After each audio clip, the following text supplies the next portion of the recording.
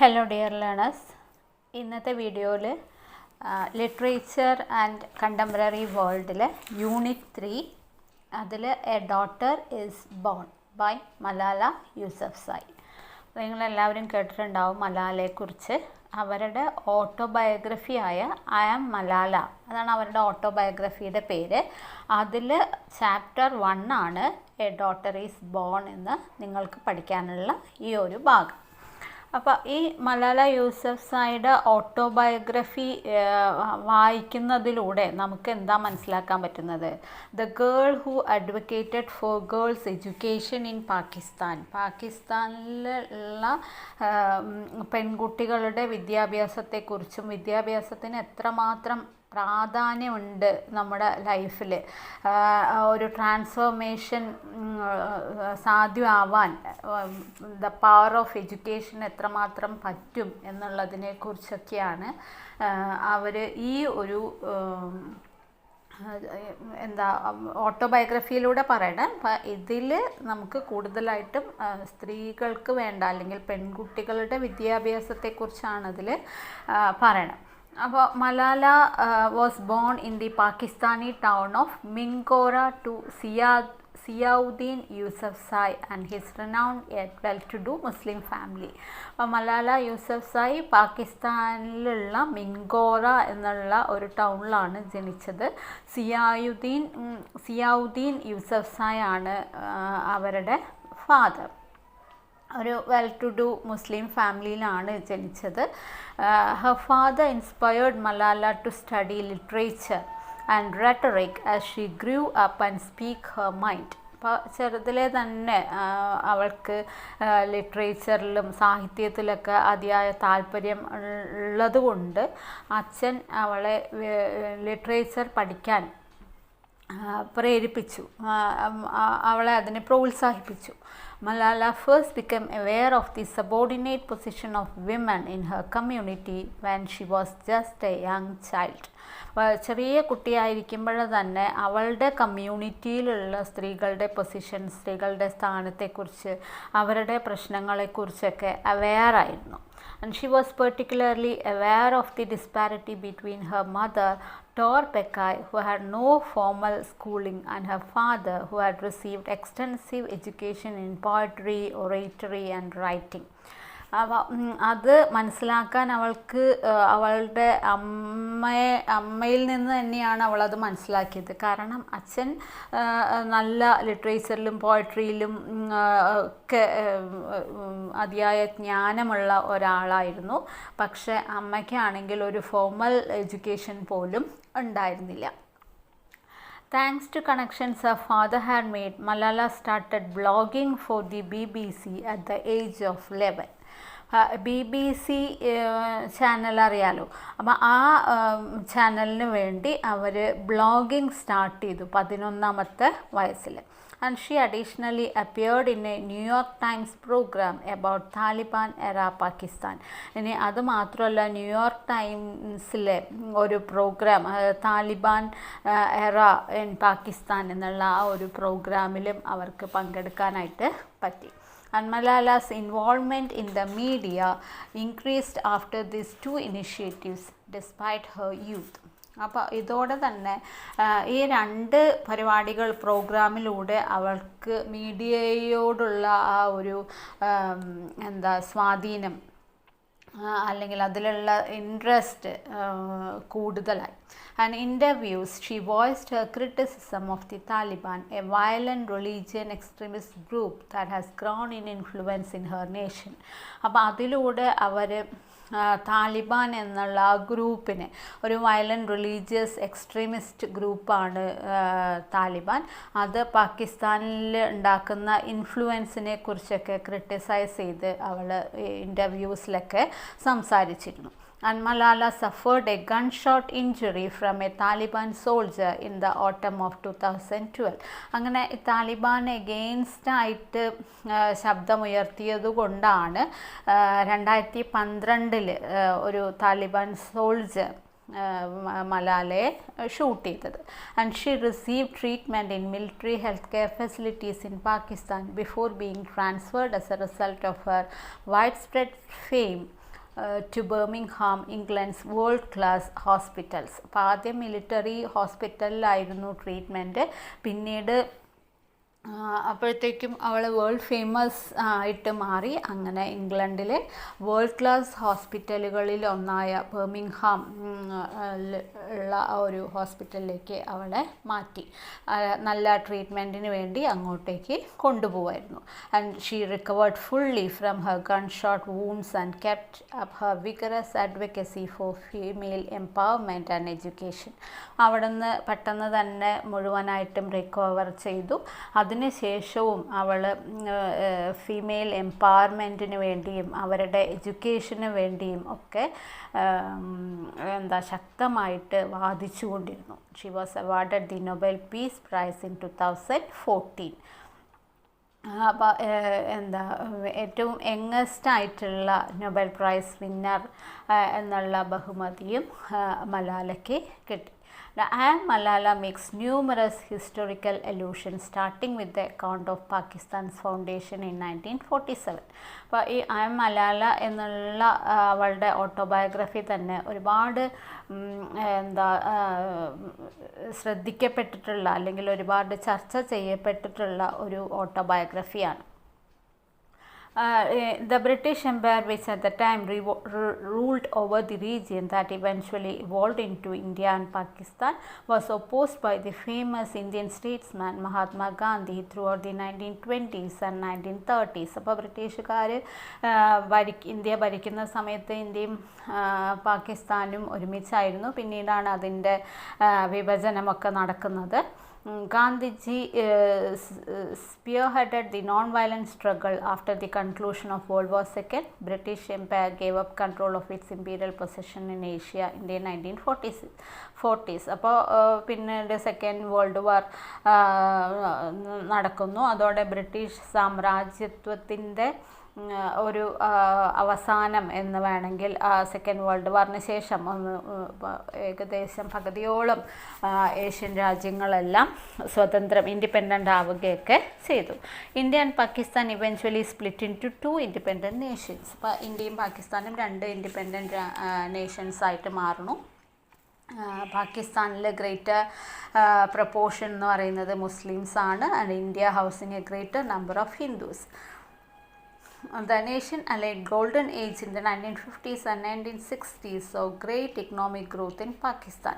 അപ്പോൾ golden age 1950s-ലും 1960s-ലൊക്കെയാണ് പാകിസ്ഥാൻ്റെ golden age എന്ന് പറയുന്നത്. കാരണം ആ കാലഘട്ടത്തിൽ പാകിസ്ഥാനിൽ ഒരു വലിയ സാമ്പത്തികമായിട്ടുള്ള ഒരു മുന്നേറ്റം അല്ലെങ്കിൽ ഒരു ഗ്രോത്ത് ഡെവലപ്മെൻ്റ് ഒക്കെ കാണാനായിട്ട് പറ്റിയിരുന്ന ഒരു കാലഘട്ടമായിരുന്നു 1950s and 1960s എന്ന് പറയുന്നത്. When Pakistan fell under the rule of General Zia, a brutal dictator who commanded a general radicalization of the Pakistani populace. അങ്ങനെ പാകിസ്ഥാനിൽ പിന്നീട് ഒരു ബ്രൂട്ടൽ ഡിക്റ്റേറ്റർ ആയിട്ടുള്ള സിയയുടെ ആ ഒരു ലീഡർഷിപ്പിലുള്ള ഭരണമായിരുന്നു പാകിസ്ഥാനിൽ പിന്നീട് ഉണ്ടായിരുന്നത് 1980s-ലൊക്കെ. അങ്ങനെ അത്രയും നാളത്തെ ആ ഒരു ഗ്രോത്ത് അതിൻ്റെ ഒരു തകർച്ചയായിരുന്നു ഈ ഡിക്റ്റേറ്ററുടെ കാലഘട്ടത്തിൽ Pakistan നേരിട്ടിട്ടുണ്ടായിരുന്നത്.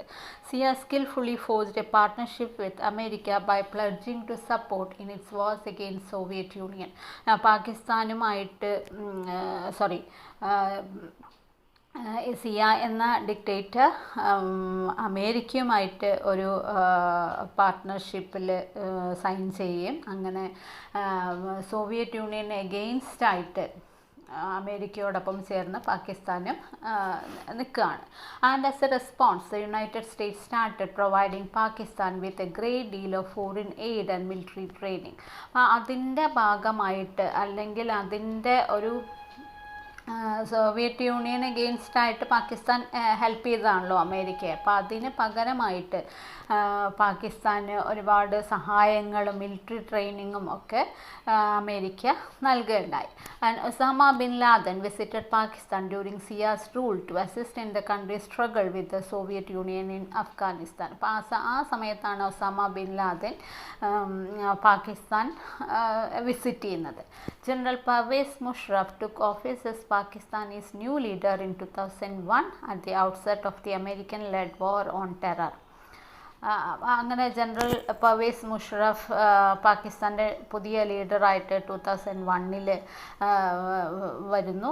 And Musharraf pledge support the US in its war against terrorists like Osama bin Laden. അങ്ങനെ അമേരിക്കയോടൊപ്പം വാർ ഓൺ ടെറർ, അതായത് ഒസാമ ബിൻ ലാദൻ അഗെയിൻസ്റ്റ് ആയിട്ട് അമേരിക്കയും യുദ്ധം ചെയ്യുകയാണ്. അപ്പോൾ ആ അമേരിക്കയ്ക്ക് സപ്പോർട്ട് ചെയ്തുകൊണ്ട് പർവേസ് മുഷറഫും അവരോടൊപ്പം ചേരുകയാണ്. And however during the early 2000s Pakistan became more extreme and many of its residents held the view that United States posed an imminent danger to the global community, that Jews were mostly to blame for its financial exploitation. അപ്പോൾ അങ്ങനെ പാകിസ്ഥാൻ കുറച്ചും കൂടി ഒരു extremist country ആയിട്ട് മാറുന്നു. അവിടെയുള്ള ആൾക്കാർക്കൊക്കെ റെസിഡൻസിനൊക്കെ അറിയാം യുണൈറ്റഡ് സ്റ്റേറ്റ്സ് എന്ന് പറയുന്നത് ഈ ഗ്ലോബൽ കമ്മ്യൂണിറ്റിക്ക് തന്നെ ഒരു ഡേഞ്ചർ ആയിട്ടുള്ള ഒന്നാണ് എന്ന് അവർക്ക് അറിയാമായിരുന്നു. ഇതാണ് പാകിസ്ഥാനെ കുറിച്ച് നമുക്ക് ഒരു ചെറിയ അവയർനെസ് എന്ന് പറയാനുള്ളത്. ഇനി ഈ ചാപ്റ്ററിൻ്റെ സമ്മറി എന്ന് പറയുന്നത് Malala recounts that even though she was born early, which is considered lucky in her tribe, many villagers nevertheless felt bad for her parents since Malala was a female baby. അപ്പോൾ അവൾ ഈ ഓട്ടോബയോഗ്രഫിയിൽ പറയുന്നുണ്ട് അവരുടെ ട്രൈബിൽ ഫീമെയിൽ ചൈൽഡ് എന്ന് പറയുന്നതിനോട് അവരുടെ പാരൻസിനൊന്നും വലിയ താല്പര്യം ഉണ്ടായിരുന്നില്ല. And according to her, women in her nation are viewed as second class people. അവരുടെ കമ്മ്യൂണിറ്റിയിൽ പൊതുവെ അവരുടെ രാജ്യത്തൊക്കെ എന്താ ഫീമെയിൽ ചൈൽഡ് എന്ന് പറയുന്നത് അല്ലെങ്കിൽ സ്ത്രീകളെ തന്നെ ഒരു സെക്കൻഡ് ക്ലാസ് പീപ്പിളായിട്ടാണ് കാണുക. അപ്പോൾ അത് അവിടെ മാത്രമല്ല നമ്മുടെ രാജ്യത്തുമൊക്കെ അങ്ങനെ ആയിരുന്നു. And who are only good for preparing food and giving birth to children. സ്ത്രീകൾ എന്ന് പറയുമ്പോൾ തന്നെ കുക്ക് ചെയ്യുക, ഭക്ഷണം ഉണ്ടാക്കുക, കുട്ടികളെ നോക്കുക, പ്രസവിക്കുക, ഇതൊക്കെയാണ് സ്ത്രീകളുടെ ജോലി, അവരുടെ ഡ്യൂട്ടി. അതിനു വേണ്ടിയാണ് സ്ത്രീകൾ എന്നുള്ള ധാരണയായിരുന്നു അവർക്ക് ഉണ്ടായിരുന്നത്. Jahan Sher Khan Yousufzai, the cousin of Malala's father, was among the few who attended the baby's birth celebration. Jahan Sher Khan Yousafzai മലാലയുടെ ഫാദറിൻ്റെ കസിനാണ് ഇദ്ദേഹം. അവർ മലാലയുടെ ബേബി ബർത്ത് സെലിബ്രേഷന് അയാളും കൂടെ പങ്കെടുത്തിട്ടുണ്ടായിരുന്നു. And he presented Malala with a handsome gift of money. He also produced a sizable family tree that displayed fathers and sons in Malala's family. അപ്പോൾ അങ്ങനെ അയാൾ present ചെയ്തത് ഒരു ഹാൻസം ഗിഫ്റ്റ് ഓഫ് മണിയാണ് കൊടുത്തത്. അതുമാത്രമല്ല ഒരു ഫാമിലി ട്രീ, അതിൽ എന്താ ഇവരുടെ ഫുൾ ഫാമിലി, മക്കൾ, അച്ഛനും അവരുടെ മക്കളും അങ്ങനെയായിട്ടുള്ള ഒരു ഫാമിലി ട്രീയും അവർക്ക് ഗിഫ്റ്റ് ചെയ്തിട്ടുണ്ടായിരുന്നു. സിയാവുദ്ദീൻ, അതായത് മലാലയുടെ father, reacted in an uncommon way when his cousin did this. അപ്പോൾ മലാലയുടെ ഫാദർ അതിന് ഒരു ഇഷ്ടമല്ലാത്ത രീതിയിലാണ് അതിനെതിരെ പ്രതികരിച്ചിട്ടുണ്ടായിരുന്നത്. He fetched a pen and despite the fact that Malala was a girl child drew a line to denote her birth rather than embracing it as a gift. അപ്പോൾ മലാല ഒരു ഗേൾ ചൈൽഡ് ആയതുകൊണ്ട് തന്നെ അതിൽ ഒരു ലൈൻ അയാൾ വരച്ചു. അത് ഒരു ഗിഫ്റ്റായിട്ട് അദ്ദേഹത്തിന് കാണാനായിട്ട് പറ്റിയില്ല.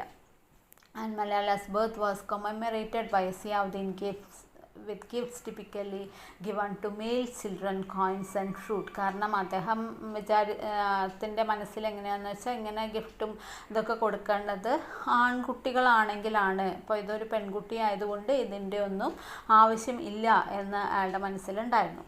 And Malala was named after the Afghan heroine Malalai. The Pashtun ethnic population, which includes Malala, is split between Afghanistan and Pakistan's neighbour. അപ്പോൾ മലാലയുടെ ഒരു പേര് എന്ന് പറയുന്നത് അഫ്ഗാൻ ഹീറോയിനായ മലാലയുടെ പേര് ആണ് മലാല എന്ന് ഇവർക്ക് ഇട്ടിരിക്കുന്നത്. ഒരു പഷ്തൂൺ പോപ്പുലേഷൻ, ആ ഒരു കമ്മ്യൂണിറ്റിയിലാണ് ഇവർ ജനിച്ചത്. And the Pashtuns are bound to regard every one with dignity and reference by a rigid moral code of honour. Pashtuns are confident and aggressive people. അപ്പോൾ ഇവരെന്ന് പറയുന്നത് കോൺഫിഡൻ്റ് ആണ്, ഒപ്പം അഗ്രസീവും ആണ്. Because she led the Pashtuns in victorious rebellion against the British in 1880s, Malala is revered by these individuals as a heroine. അപ്പോൾ 1880s ഈ മലാലയാണ്, അതായത് അവരുടെ പേരിൽ നിന്നാണ് മലാലയ്ക്ക് ആ പേരിട്ടിട്ടുള്ളത്. അപ്പം അങ്ങനെ ആ റെബല്യനിലൊക്കെ പങ്കെടുത്തിട്ടുള്ള ഒരു ലേഡി ആയതുകൊണ്ട് അവരെ ഒരു ഹീറോയിനായിട്ടൊക്കെയാണ് അവിടെ കണ്ടിരുന്നത്. And Malala is revered by this individual as heroine. Malala abandoned her marriage when she was still a teenager in order to train as a commander and a warrior. അപ്പോൾ ഒരു കമാൻഡറും വാരിയറൊക്കെ ആവുന്നതിന് വേണ്ടി മാരേജ് പോലും അവർ വേണ്ടെന്ന് വെച്ചിരുന്നു. She was murdered by British soldiers. പിന്നീട് ബ്രിട്ടീഷുകാരാണ് അവരെ കൊന്നത്. But army ultimately overcome the British. പക്ഷേ ഈ മലാലയുടെ ആർമി ബ്രിട്ടീഷുകാരെ പിന്നീട് പരാജയപ്പെടുത്തുകയും ചെയ്തു.